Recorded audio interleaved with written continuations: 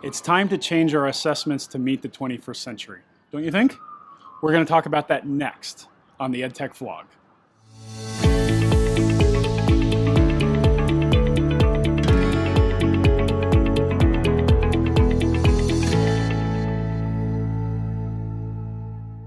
Hi, I'm Dr. Matt Harris, and this is the EdTech vlog.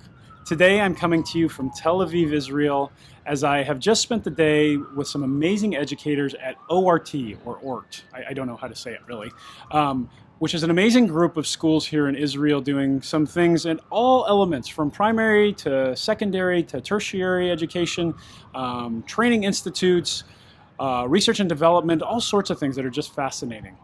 They have a conference that they hold every year, and the theme of this conference this year was the future of learning. What does learning look like over the next 50 years? And they asked me to come and keynote to talk about what I see for the next 20 years. And it was fascinating. It was an amazing exercise to kind of bring my thoughts together about what are the major needs for education for the next 20 years in terms of what do students need, what do schools need, and what are some of the ways we can get to those places, and what are the pathways, right?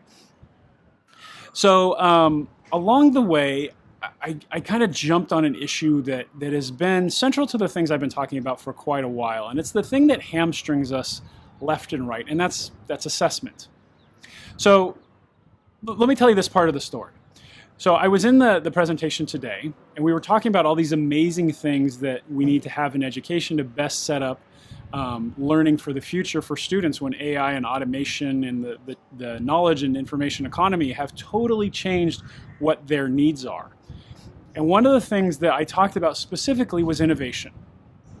Innovation and creativity are absolutely key in the future of learning, right? And then I turned around and I said, okay, all of you principals, there were about 350 principals in the crowd. And I said, okay, all of you principals, you have a way in which you're measured by the organization, and you have a way that you measure your teachers. You evaluate them or appraise them, whatever your terminology is. Do you appraise, or are you appraised on innovation? Not one hand went up. And I don't think that's unique here. I have conversations with school groups around the world, with ministries of education, and they say, we are creating an innovative culture. Great, I agree. I think that's wonderful. Are you measuring it?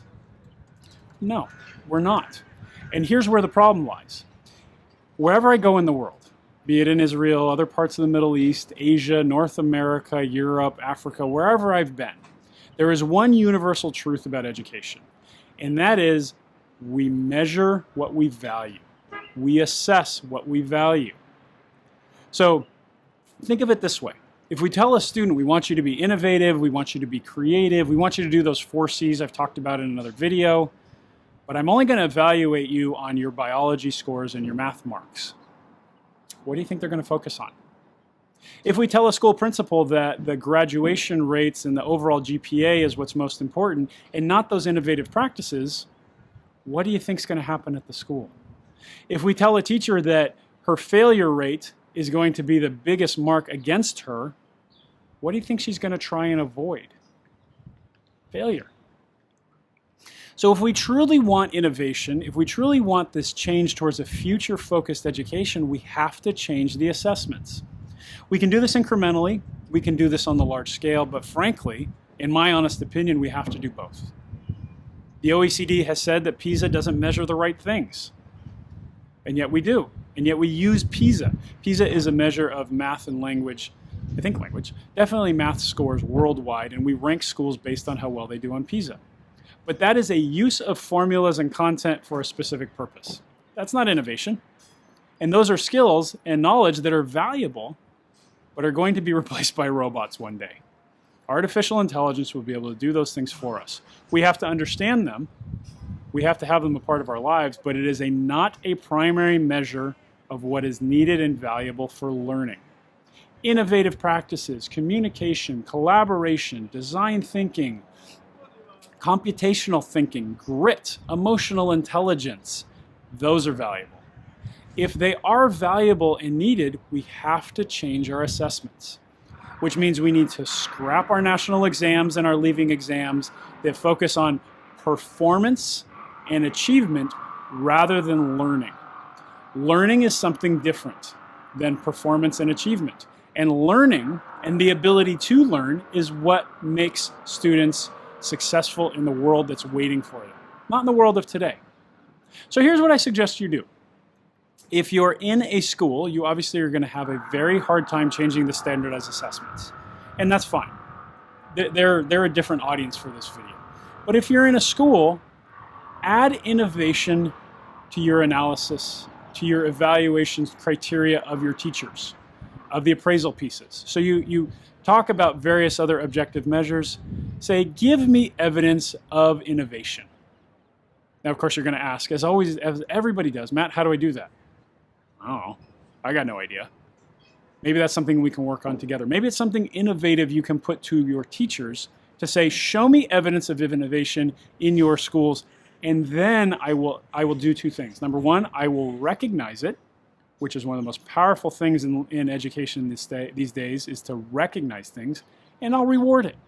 I'll reward it with additional resources or time or something that's valuable to you.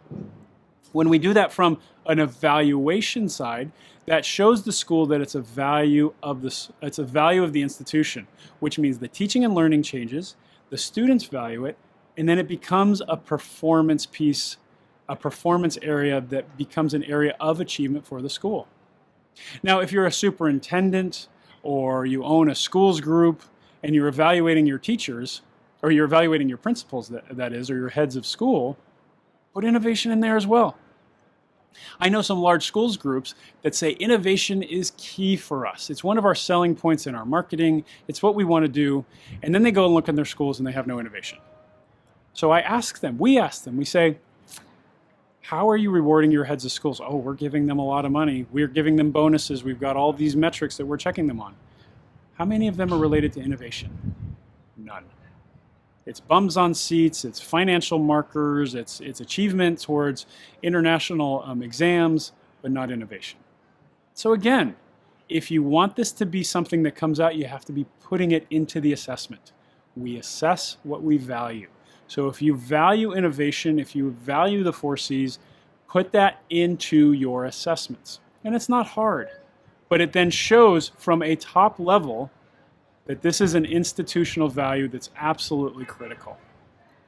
If you're working on a ministerial level or a very large-scale level, working on these standardized assessments, what I would suggest is start shifting things around. Put items in there that don't have close-ended answers and see how the students perform. Now, you may not get right answers, but the simple process of doing these sorts of innovative and creative type exercises in an environment that is looking for closed-formed answers provides an education piece rather than an assessment piece. And so instead of looking for the results of the assessment or the results of the task within these standardized assessments, just by putting them in gives weight to the value of innovation as part of our overall assessment. Okay? So it's kind of like in feedback. What did you feel about the teacher? That really isn't going to do a ton for our evaluation if we're doing other quantitative or objective metrics, but it then shows the person that's doing the evaluation that, hey, this is something important. Standardized tests can do that for very low cost. Put in an open-ended question at the end that requires 150 words of how you would approach a social topic, or how you run into a specific task that requires a group of students. How would you address that? Tell me an innovative way to get sand on the moon or something like that. Who knows? It doesn't matter what the answer is. It's showing that the process of thinking about these large-scale items is valuable. So I put that charge to all of you. If you truly do value innovation as part of the educational experience at your schools, and by the way, if you don't do it now, you're going to in the near future. There's no getting around that. But if you do value these things, you have to start changing those assessment tools. So change your assessments, put innovation in there, and show your groups, your organizations, your students, whomever, that innovation is something you value, and you're going to measure it, and you're going to improve based on those measurements. So hey, do me a favor. There's a button below here that allows you to subscribe to my channel. I talked about assessment right now and just scratched the surface. I have a lot of things that I talk about in my keynotes and my presentations, my written work around ways to do different types of assessment, be it formative assessment, the value of authentic feedback, asynchronous assessments versus synchronous assessments, all sorts of things. And so I'm going to be talking about those over the next, who knows, several months here on this channel, along with talking about innovation, the 4 C's, and the future of learning that's made possible by our modern information economy and society. So please come back, subscribe to the channel, leave some comments, share with your friends, whatever, because we want to get a dialogue going. You know, we want to have an exchange of ideas. And by that same token, please follow me on Twitter. My handle is @MattHarrisEdD, and I talk about these things quite frequently. I will talk about innovative practices and new tools that people are using, methods of teaching where innovation and creativity and design thinking and all these other items, buzzwords that I've used in this video, I go more in depth, or I share resources that I've found along the way. So please follow there, and again, engage in the conversation. If we can start engaging in these things, we can change assessments and we can show the real value of future-ready skills and learning. So hey, I'm going to go enjoy Tel Aviv on this beautiful day.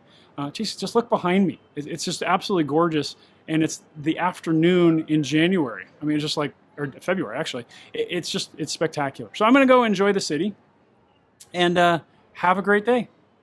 Bye.